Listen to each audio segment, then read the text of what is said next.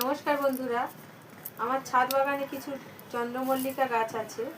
তো ওই চন্দ্রমল্লিকা গাছগুলো আপনার ডিসেম্বর মাস থেকে ফুল হচ্ছে। ডিসেম্বর মাস থেকে যে ফুলগুলো হয়েছিল সেই ফুলগুলো এখন শুকিয়ে এসছে। আবার দেখছি নিচের দিকে ওই গাছের মধ্যে নিচের দিকে ছোট্ট ছোট্ট ফুল হয়ে আছে, আবার ছোট্ট ছোট্ট কুঁড়িও এসছে। তো ওই জন্য শুকনো ফুলগুলো যেগুলো ডিসেম্বরে হয়েছিল সেইগুলো আমি ওপর থেকে কেটে দিচ্ছি, দিয়ে গাছটাকে একটু ফাঁকা করে দিচ্ছি, কারণ যেগুলো কুঁড়ি আসছে, যেগুলো ফুল ফুটছে ওইগুলো দেখতে ভালো লাগবে।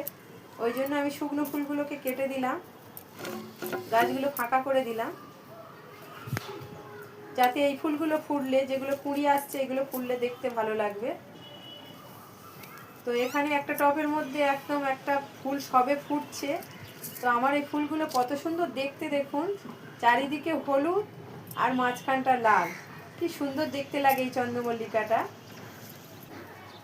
আমার চ্যানেলটা ভালো লাগলে একটা লাইক করে দেবেন আর চ্যানেলটা সাবস্ক্রাইব করে দেবেন।